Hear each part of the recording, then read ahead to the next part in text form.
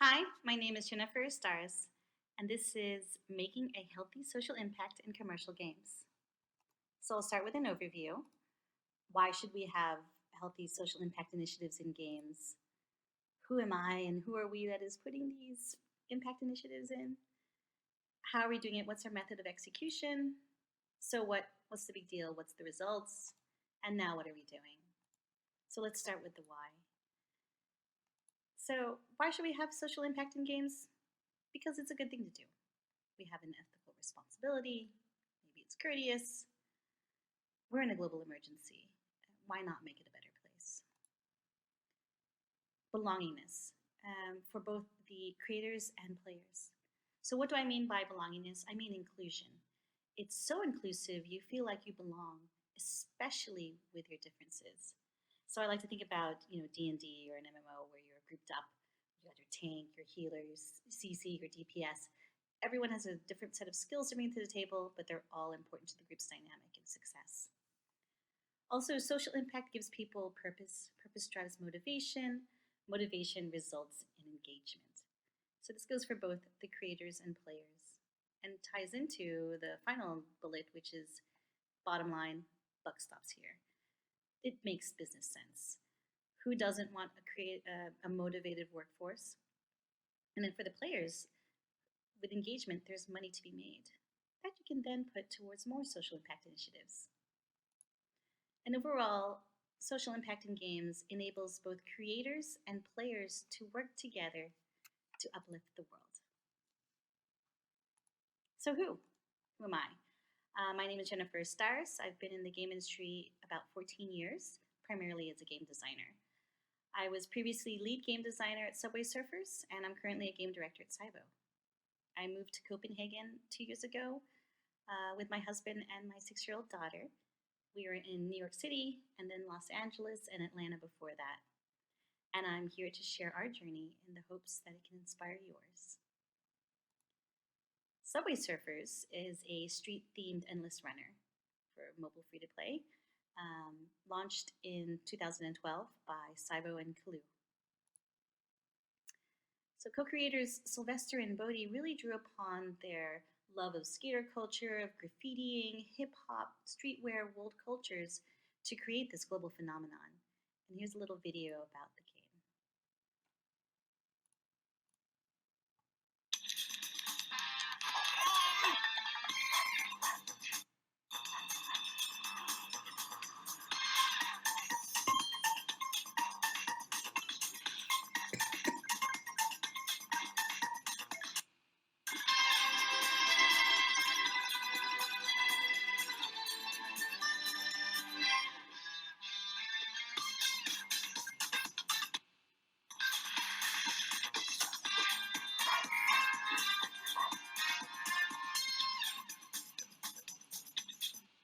So the game already, is addressing sustainability. There's running in the game. There's public transportation via the subways. And it has a diverse cast. Every 3 weeks, we go around to a different location around the world. So, for example, last month, which is February, for Valentine's Day, we went to Paris. Currently, we're in Cairo. And then the next big stop is Iceland. So for each of the locations, there is a character that represents that location. And as a result, we have a huge character roster, like 80 plus characters, and it reflects our diverse audience. So when you have something where there's a character per city or a character per location, we really have to pay attention to stereotypes. And for that, I like to look at a TED Talk from a few years back by Nigerian writer Chimamanda Ngozi Adichie. And that TED Talk is called The Danger of a Single Story, where she says, one of my favorite quotes from that talk is that the problem with stereotypes is not that they are untrue, but that they are incomplete. They make one story become the only story. So how do we apply that to the game? So it's a mobile free-to-play casual game. We don't really want to go into extensive backstories. So we can do easily through things like outfits. This is Zuri. She's from Kenya. And on the left, she's wearing an outfit that is inspired by the Kikuyu tribe, which is one of the main tribes in Kenya. And on the right, she's wearing a streetwear outfit. So something that you and I could be wearing. So we can relate to Zuri on multiple levels. In that same light, the Sybo studio is diverse. It's full of stories. We have an international makeup, 100 people, 25 nationalities located in Copenhagen, Denmark. So we get to draw upon that strong foundation of progressive Danish values, the emphasis on community, on work-life balance, on the environment, on hygge. At one point, the Subway Surfers live ops team was almost 50% female, balanced in all departments, including engineering. So really diverse, really strong crew. And this extends beyond just the teams. It's throughout the hierarchy. We have a diverse and inclusive leadership team. It's not just what the name says here. It's supported by the C-levels. We have Matthias as CEO, Naz as CCO, David COO, and they are all strong proponents of inclusion. In fact, we had a leadership offsite a few months ago, and the day after the offsite, Matthias posts on his Facebook where he celebrates the diversity of the lead team.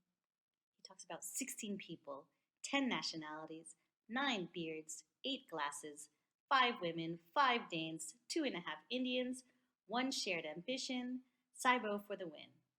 Oh, and 1 Filipino American. So, why all the glasses and women and partial Indians? It's because this contributes to the ultimate goal, which is diversity of thought.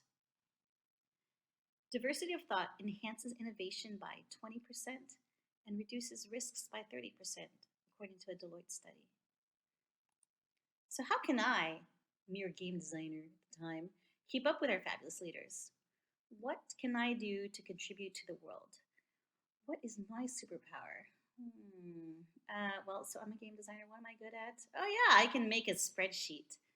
So I use data. I did some research, and I made a character landscape spreadsheet, looked at different characteristics of the characters we have, their cultures, their personality types, etc. I mapped that against the sales data, and I looked for patterns, and particularly looked for opportunities that we could explore. With those opportunities, I then created mood boards. For example, would be great to explore more disabled characters, deaf characters, different head coverings, gender fluid characters, African-inspired fashions, etc. And from there, we could also look at other games. Apex Legends, nice diversity in their game. Sims 4 has no gender restrictions in clothing. Covet is an interesting game. It's a mobile free-to-play game that came out a few years ago, and when they initially launched, you started by creating your avatar, look like yourself, and the goal was to style or dress up your character according to a time-limited theme, and other players would vote on how well you adhered to the theme, and you would receive rewards based on the votes. What Covet noticed was that the leaderboards were reflecting what is prevalent in the fashion industry, and that's the leaderboards on the right here, which is the tall, thin, blonde, Caucasian female. And they wanted to change that a bit. So they changed the mechanics of the game so that instead of styling your own avatar, everyone for each theme received the exact same randomly generated character to style. So the exact same seed. And in addition to that, they made so many different character types. So more body shapes, more hairstyles, more face types, more heights. And this required them to change like 50,000 art assets. But as a result, for a lot of mobile free-to-play games, 6-7 years down the line, revenue either declines or flatlines. But for Covet, it's just going up steadily. You can also look at other things besides games for inspiration. I love these books. The Saga is a great graphic novel about an interspecies relationship. Tracing the Horse by Diana Delgado is autobiographical poetry about a Mexican-American woman's coming of age in California. You can also go full throttle commercial. Films like Fast and the Furious, diverse cast, $6 billion franchise. And the GDC vault is full of so much wealth. This one is talked by Meg Giant. It's called 10 Ways to Make Your Game More Diverse. And here she talks about the three main keys, which are recruit diverse teams, seek out experts and pay them. Why? Because your audience is diverse. And the thing about experts, so you'll see this on LinkedIn or other places where companies are posting about this. Ubisoft recently brought in Nishi Scholl. King brought in Sonia Barlow for unconscious bias workshops. So I went to a Women in Tech summit here in Copenhagen called Wonder Tech Summit. And there I saw a diversity and inclusion expert speak. Her name is Lynn Roseberry. And she's also a lawyer and a professor. And she has the unique perspective because she's both American and Danish. Also, she has a pretty cool empathy-focused serious board game called Mosaic, based off her book, Bridging the Gender Gap. So I met with Lynn and provided her with our characters, backstories, outfits, prices, animation, audio, associated cities. Basically, we gave Lynn the game and the asset lists. And she did an assessment of the stereotypes and geopolitical issues, and it took about 2 days, resulting in a report on the game overall, as well as per character. So we had big food for thought, as well as low-hanging fruit, something actionable right away. For example, this is Yutani, one of our characters in Subway Surfers, and she's following kind of the Hollywood trope of having this purple streak in her hair, and it's a bit of a stereotype. Lynn identified that it's used to depict the edgy, rebellious Asian female. We don't have to rely on those tropes. So we took all this data and all these findings, the reports, the mood boards, the inspiration pieces, to the art team. And what's great about collaborating with them, especially with the art director, Rasmus Muller, is that you get to take ideas and then they run with it and they evolve those ideas. And they are really great at using data as the boundaries for creativity to blossom. And here's some of what they've made. So their solutions really expanded gender, culture representation, more females. You have non-binary characters like Nina and Gia, the ethnically ambiguous, the every woman like Alicia, body size representation like through Alba, disabled characters like Rabbit, and then there's just more styles, more subcultures. So these explorations really unlock the opportunity to look into other social impact initiatives like sustainability, which is also a topic strongly driven by our CEO, Matthias. And by the way, I'll address all the exciting things he's working on later on in this talk. So, sustainability, greenification, this is not a new topic in games. So you can draw inspiration from a lot of sources, even the original civilization. Assemble with Care addresses the beauty of repair, preserving what we already have. Also, the main characters are two non-Caucasian sisters. So an underrepresented group can still represent every man, every woman. Tree VR, where you play as a tree, start up as a seed, and you grow into a tree. It's a beautiful experience.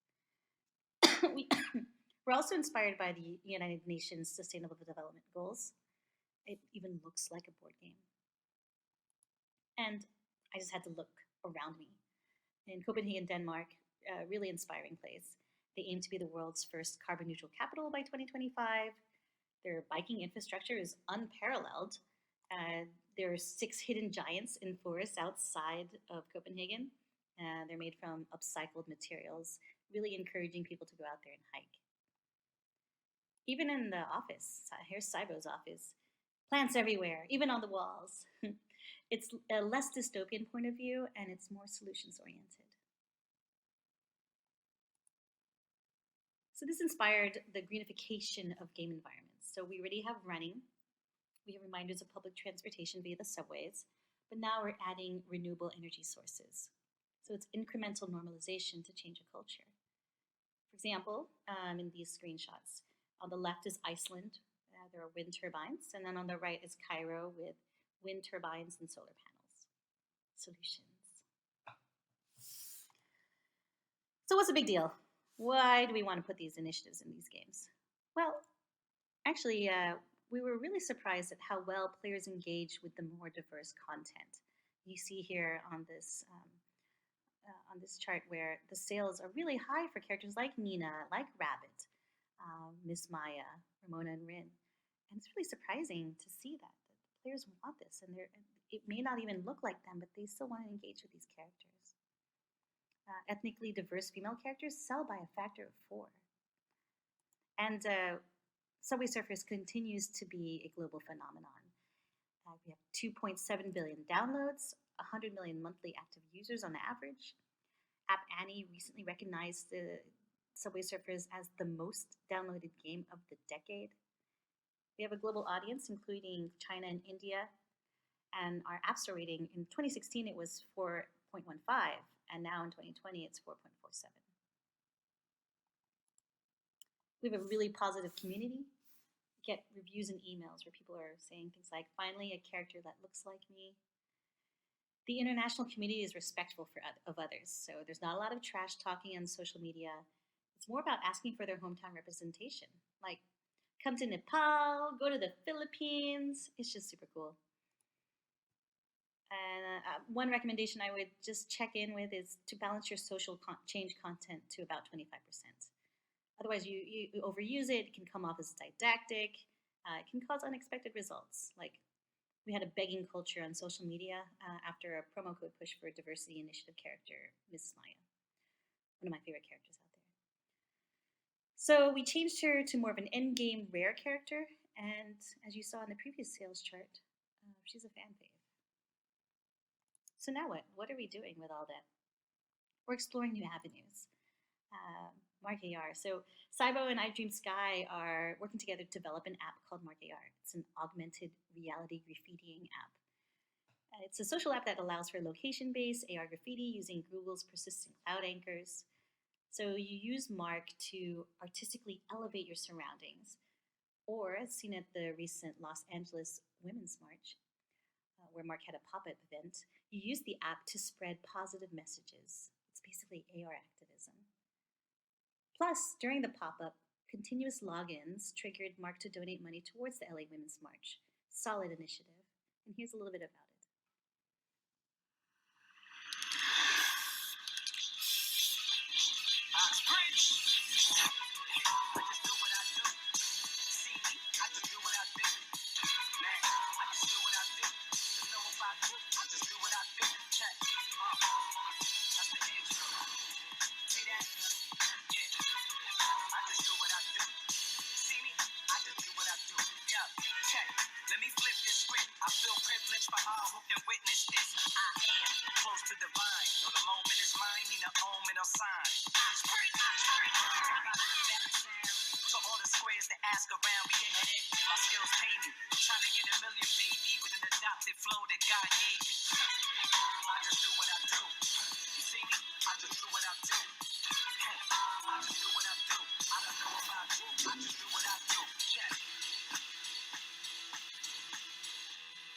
Make your mark. So earlier I mentioned I wanted to talk a little bit about what our CEO Matthias is doing. So he's chairman of the board of Plastic Change, which aims to reduce single-use plastics. And last year, in October of 2019, Matthias and 20 other CEOs from the game industry met at the United Nations and formed the Playing for the Planet Alliance in order to take action against climate change. Here's a great video about this. Today, 1 in 3 people in the world are playing video games. It's an entertainment industry that knows no bounds. From young to old, from Brazil to Bangladesh, everyone is playing. Now, the video game industry wants to play their part in the biggest challenge of our time.